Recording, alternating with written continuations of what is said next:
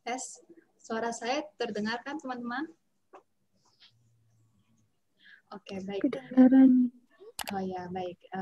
Ya, perkenalkan saya Sari Putri Widiarti, salah satu perawat di ruang stroke unit, bergabung di stroke unit tahun 2013. Baik, kali ini saya akan mencoba untuk memaparkan tentang kebutuhan nutrisi pada pasien stroke, dan juga mungkin berbagi sedikit pengalaman tentang bagaimana perawatan selama di stroke unit. Untuk outline-nya, yang pertama adalah latar belakang, gizi seimbang, 3 dasar kemampuan pemenuhan kebutuhan nutrisi, tujuan pengaturan nutrisi, penentuan kebutuhan energi, faktor risiko malnutrisi pada pasien stroke, kondisi khusus pemenuhan nutrisi pada pasien stroke, dan yang terakhir adalah proses keperawatan. Di sini, untuk latar belakang, seperti yang kita ketahui, pasien stroke yang mengalami gangguan menelan itu cukup banyak. Saya mendapatkan data sekitar 30-50% pasien stroke mengalami disfagia, terutama pada fase akut. Disfagia yang tidak ditangani dengan serius akan menimbulkan beberapa masalah kesehatan, seperti malnutrisi dan aspirasi. Penelitian pada 104 pasien stroke akut saat masuk rumah sakit menunjukkan 16,3% pasien mengalami malnutrisi. Jumlahnya meningkat menjadi 26,4% setelah hari ke-7 perawatan, dan terus meningkat menjadi 35% setelah dirawat selama 14 hari di rumah sakit.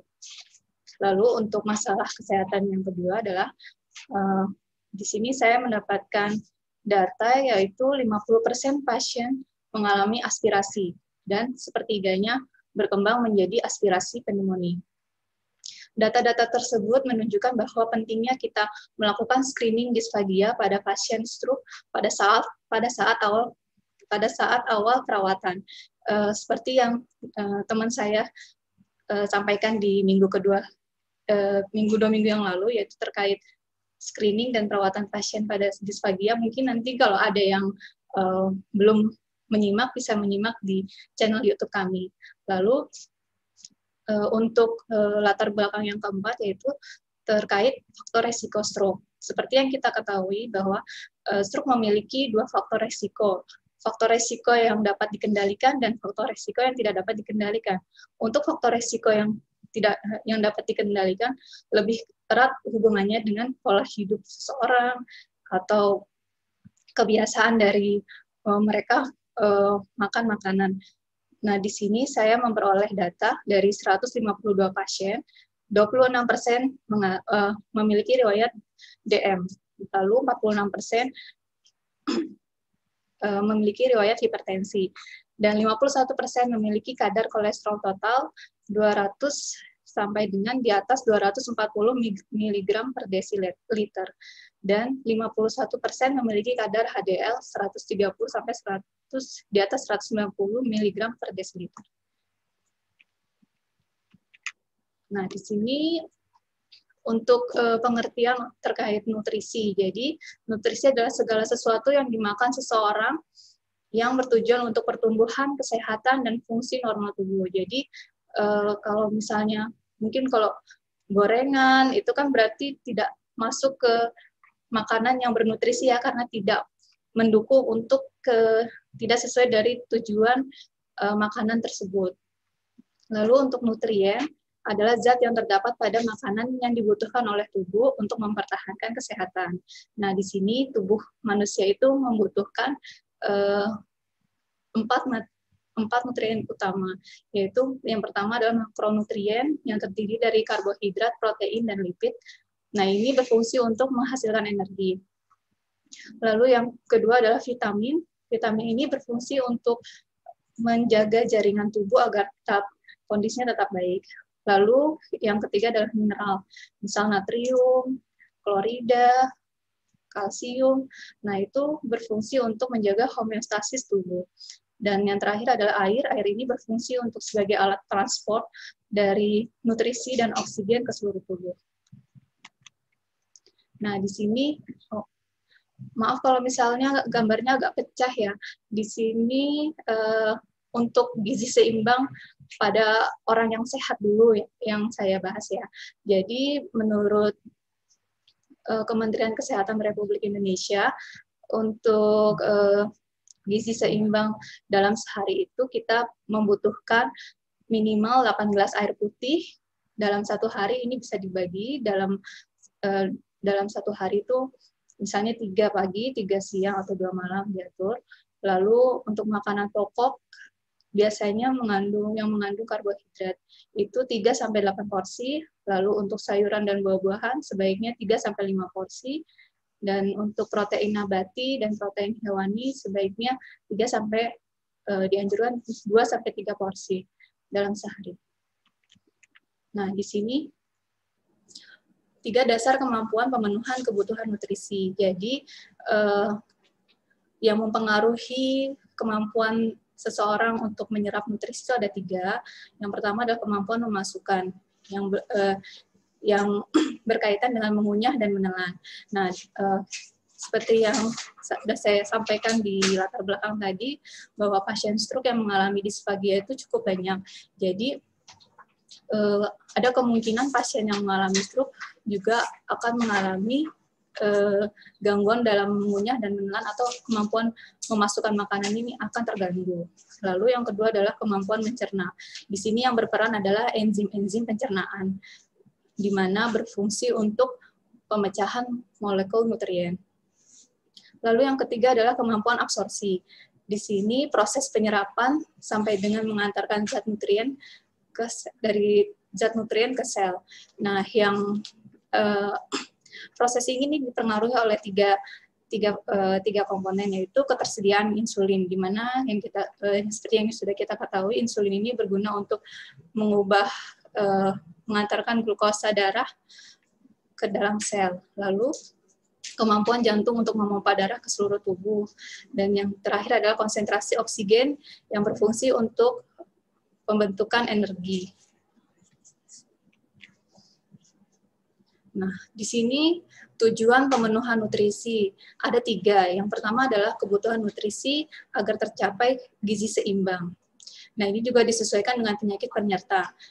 Pasien dengan stroke pasti ada penyakit penyertanya. Bisa ada kencing manis, atau hipertensi, atau juga dislipidemia. Atau hanya dua faktor risiko saja yang dia miliki. Nah, ini akan mempengaruhi dari kebutuhan nutrisi selama dia dirawat. Dan yang kedua adalah memperbaiki keadaan disfagia.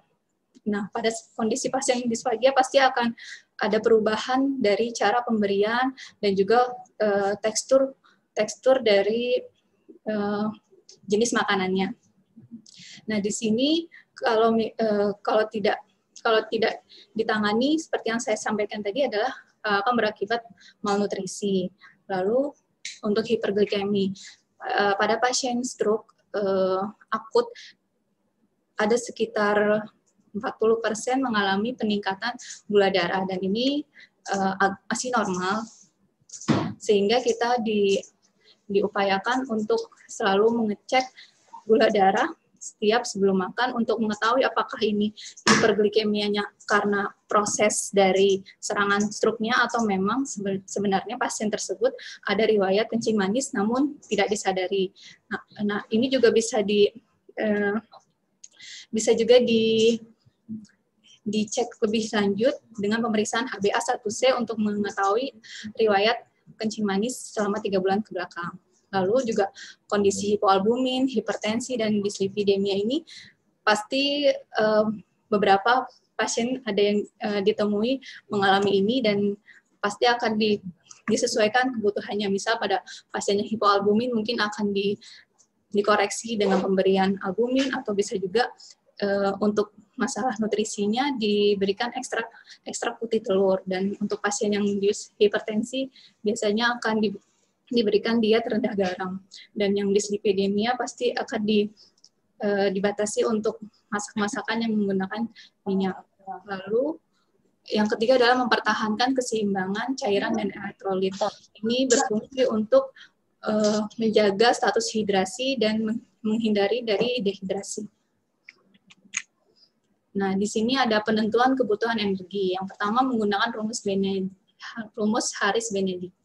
Untuk pria dan wanita ada perbedaan konstanta angka-angkanya. Jadi pada saat kita akan menghitung, kita membutuhkan berat badan, tinggi badan, dan usia pasien. Biasanya kita berkolaborasi dengan dokter gizi atau ahli gizi di ruangan terkait penentuan kebutuhan energi ini. Nah, di sini saya mendapatkan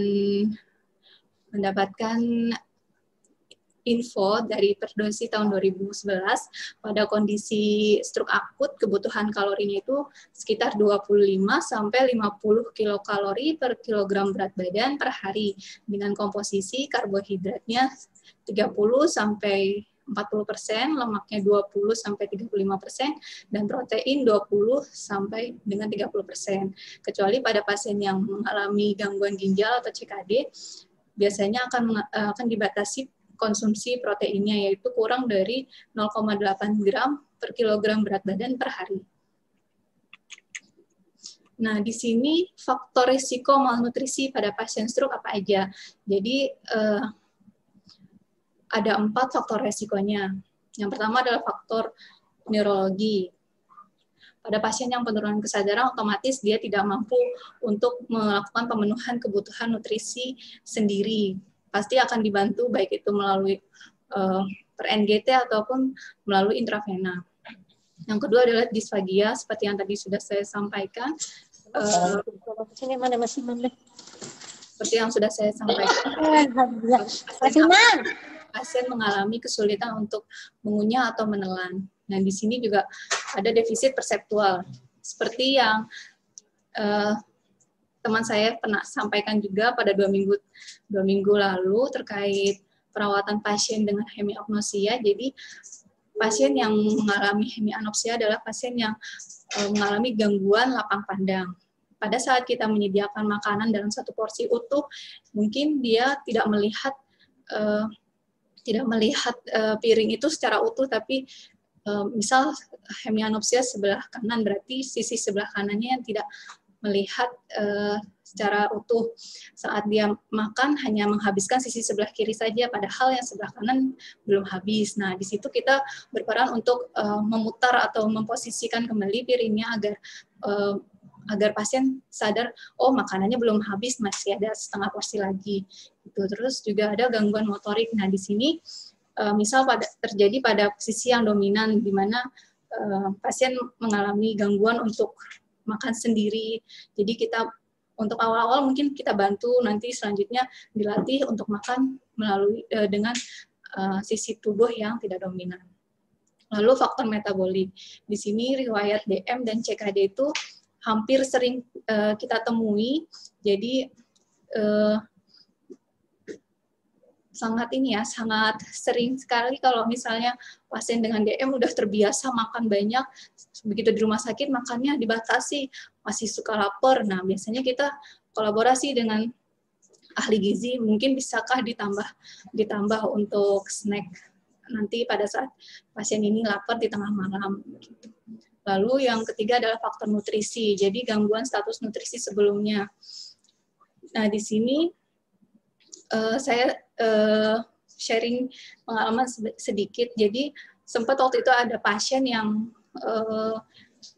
cenderung tidur di rumah. Keluarganya menganggap itu biasa aja.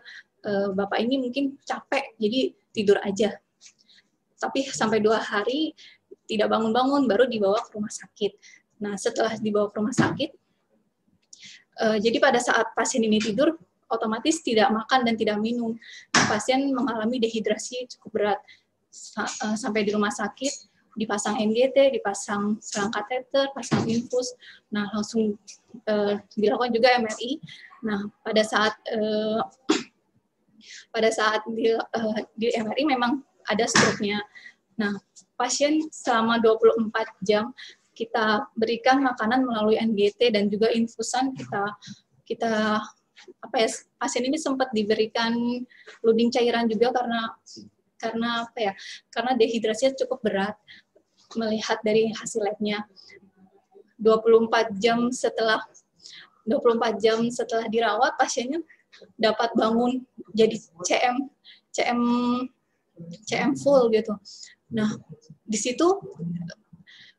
sini maksudnya adalah gangguan status nutrisi sebelumnya itu akan mempengaruhi kondisi malnutrisi atau tidaknya pasien saat nanti dirawat. Lalu lanjut usia. Pada pasien yang lanjut usia pasti akan ada penurunan nafsu makan. Nah, di sini yang terakhir adalah faktor psikologi, yaitu depresi dan isolasi.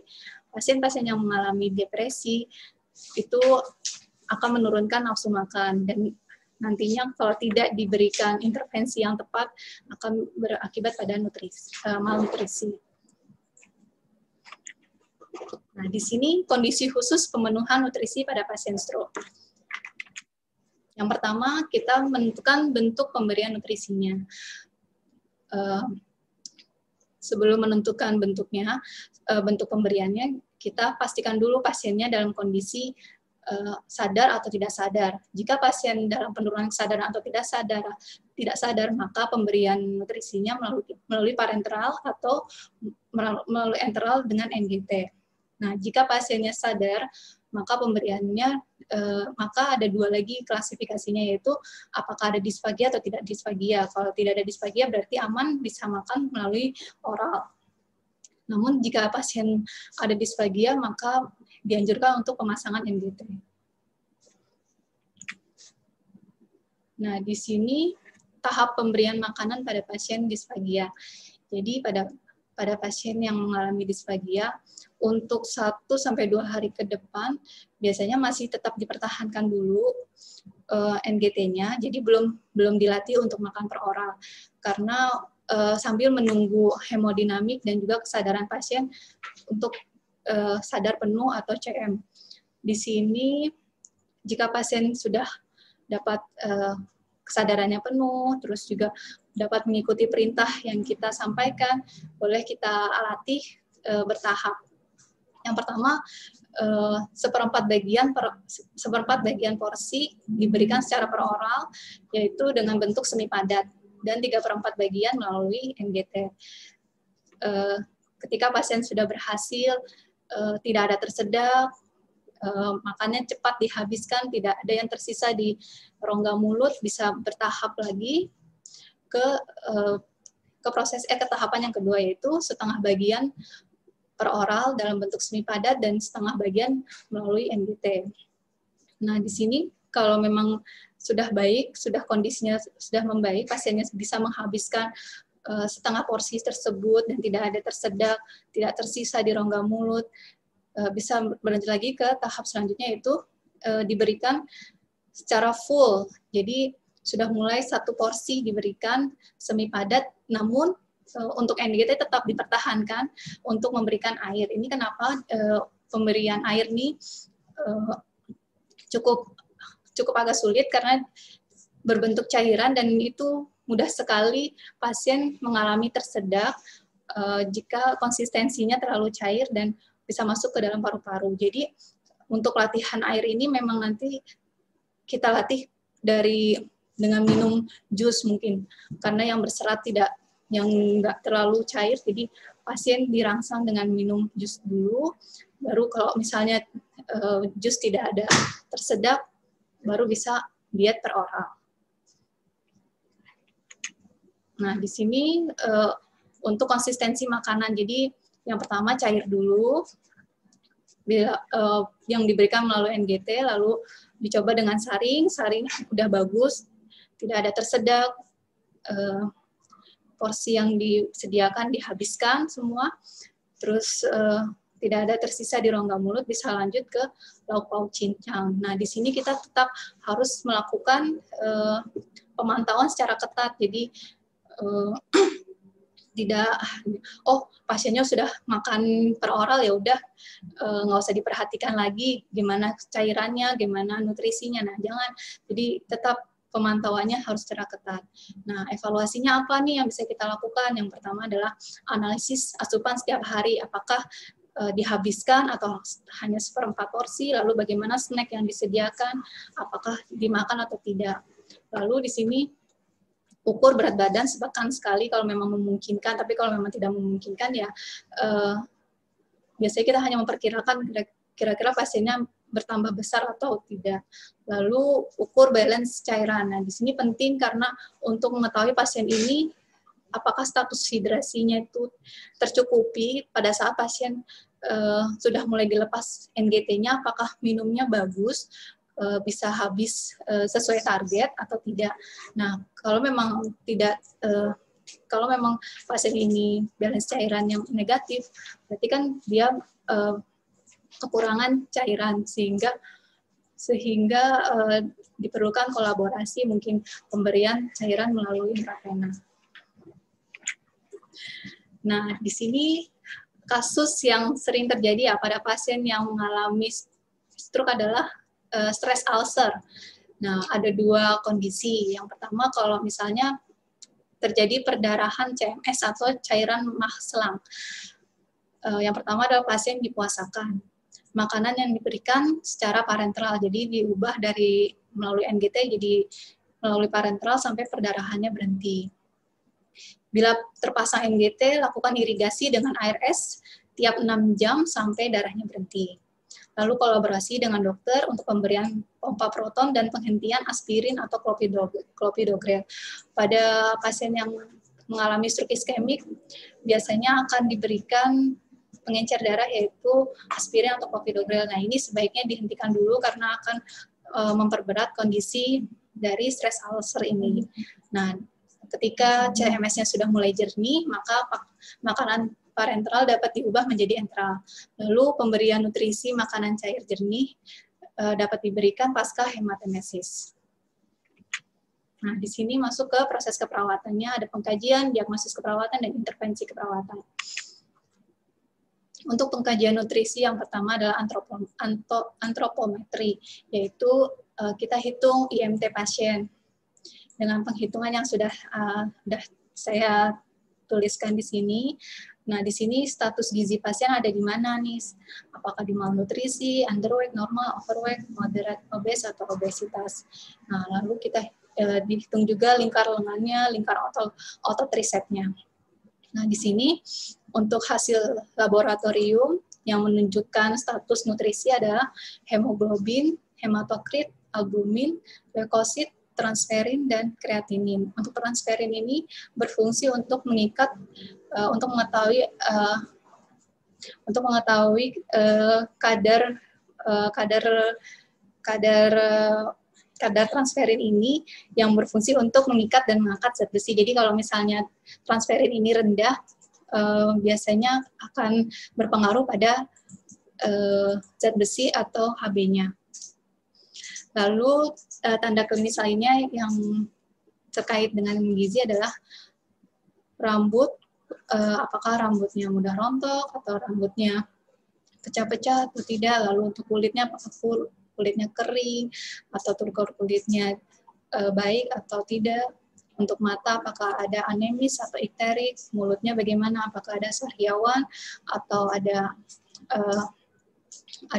kering mukosanya atau tidak, gigi apakah ada yang sudah mulai tanggal atau ada karies, untuk tulang apakah ada kelainan tulang atau pasien mengalami osteoporosis atau tidak. Di sini selanjutnya adalah riwayat dietnya. Jadi untuk riwayat diet ini kita tanyakan pola makan pasien, biasanya sehari berapa banyak makannya, 3 porsi, 4 porsi, atau 5 porsi. Lalu intake cairannya apakah cukup atau tidak. Terus apakah pasien tersebut menggunakan vitamin atau suplemen makanan atau tidak. Lalu masalah yang berhubungan dengan diet, misal yang berkaitan dengan keyakinan seseorang terhadap makanan. Misal pada pasien-pasien yang beragama Hindu biasanya akan menghindari makanan yang berasal dari daging sapi. Terus juga apakah pasien tersebut ada riwayat alergi makanan atau tidak, kita harus tahu itu. Lalu untuk diagnosis keperawatan yang saya ambil adalah resiko defisit nutrisi yang berhubungan dengan yang ditandai dengan ketidakmampuan menelan, ketidakmampuan mencerna makanan, ketidakmampuan mengabsorpsi nutrien, dan peningkatan kebutuhan metabolisme. Nah, di sini luaran untuk resiko defisit nutrisi adalah status nutrisi. Yang pertama adalah porsi makan yang dihabiskan, kekuatan otot pengunyahnya membaik, kekuatan otot menelannya membaik, serum albuminnya juga mulai normal, indeks massa tubuhnya juga membaik, frekuensi makanannya apakah dihabiskan atau tidak, 3 porsi atau cenderung mudah lapar atau tidak. Lalu untuk nafsu makannya bagaimana, khususnya aktif atau hiperaktif atau tidak. Lalu tebal lipatan kulit resepnya bagaimana. Terus untuk membran mukosa apakah masih kering atau sudah mulai lembab. Nah, di sini ada dua intervensinya. Yang pertama adalah manajemen gangguan makan. Ada empat tindakan perawatan. Yang pertama adalah observasi, jadi monitor asupan dan keluaran makanan dan cairan serta kebutuhan kalorinya. Lalu timbang berat badan secara rutin kalau memang memungkinkan. Terus diskusikan perilaku makanan dan jumlah aktivitas fisik agar apa yang pasien makan seimbang dengan energi yang dihasilkan. Kalau memang pasiennya bisa ke kamar mandi, maka kita dampingi untuk pengamatan perilaku apakah pasien memuntahkan kembali makanan atau tidak. Lalu berikan penguatan positif terhadap keberhasilan target dan perubahan perilaku. Berikan konsekuensi jika tidak mencapai target sesuai kontrak. Misal kita pasiennya, Pak, kita target ya makan habis 1 porsi, ternyata pasiennya tidak habis, berarti nanti konsekuensinya snacknya harus dimakan, atau misalnya tidak boleh makan dari luar. Lalu rencanakan program pengobatan untuk perawatan di rumah. Nah, ini penting nih untuk edukasi setelah pulang, karena pasien yang memiliki riwayat resiko stroke yang tadi saya sempat sebutkan di latar belakang, kalau memang tidak dipantau untuk makanannya akan beresiko terulang kembali mengalami stroke. Jadi setiap pasien akan pulang, biasanya kami konsultasikan pasien tersebut dengan ahli gizi agar mengetahui makanan yang diperbolehkan dan tidak diperbolehkan nanti saat di rumah itu apa saja. Lalu edukasinya, anjurkan membuatkan catatan harian tentang makanan, terus ajarkan pengaturan diet yang tepat, ajarkan keterampilan coping untuk penyelesaian masalah perilaku makanan, karena biasanya pasien-pasien yang mengalami stres, kadang ada yang pelariannya dengan makan yang banyak, atau ada juga yang malah menurun nafsu makannya. Lalu untuk kolaborasi dengan ahli gizi tentang target BB, lalu kebutuhan kalori dan pilihan makanannya. Nah, di sini untuk intervensi yang kedua adalah manajemen nutrisi. Ada 4 tindakan juga. Yang pertama adalah observasi. Jadi kita lihat status nutrisinya, alergi atau tidak intoleran terhadap makanan yang disediakan di rumah sakit. Terus makanan yang disukai apa saja, kebutuhan kalori dan nutrien pasien yang harus dicukupi atau yang dicapai. Di sini kalau memang pasiennya mengalami disfagia, maka disarankan untuk penggunaan selang MGT, monitor asupan makanan, monitor berat badan, dan monitor juga hasil pemeriksaan labnya. Lalu untuk terapeutiknya, lakukan oral hygiene sebelum makan. Ini berfungsi atau bertujuan untuk memberikan kenyamanan pada pasien saat makan. Sajikan makanan secara menarik dan suhu yang sesuai. Jadi kalau memang pasiennya saat itu belum mau makan dan baru mau makan 1 jam kemudian, kita bantu untuk dihangatkan kembali agar pasien nafsu makannya meningkat. Terus berikan makanan tinggi serat untuk mencegah konstipasi, berikan makanan yang tinggi kalori dan tinggi protein. Untuk edukasi, anjurkan posisi duduk. Seperti yang teman saya sempat bahas juga di screening dan perawatan pasien pada disfagia. Jadi setiap kita akan memberikan pasien yang makan, akan memberikan pasien makan, diharapkan posisinya harus duduk untuk mencegah terjadinya aspirasi. Dan juga selanjutnya adalah ajarkan diet yang sesuai program. Untuk kolaborasi adalah pemberian medikasi sebelum makan, pereda nyeri atau antiemetik. Ini bertujuan untuk memberikan mencegah pasien itu mual atau muntah Lalu ahli gizi, kolaborasi dengan ahli gizi untuk menentukan jumlah kalori dan jenis nutriennya. Nah, ini kesimpulan dari yang saya sampaikan. Jadi, keberhasilan pemenuhan kebutuhan nutrisi pada pasien stroke terletak pada kolaborasi multidisiplin tim kesehatan dengan memperhatikan kondisi pasien, terapi obat, sehingga komplikasi seperti malnutrisi dan aspirasi pneumonia dapat dihindari. Jadi, makna nutrisi tidak hanya sebatas makanan masuk ke dalam tubuh pasien saja, tetapi bagaimana nutrisi tersebut dapat memaksimalkan proses penyembuhan dari pasien. Ya, sekian dari saya. Ya, semoga yang sedikit ini dapat bermanfaat untuk rekan-rekan semua. Salam sehat dan tetap semangat. Assalamualaikum warahmatullahi wabarakatuh. Selamat siang, saya kembalikan kepada moderator.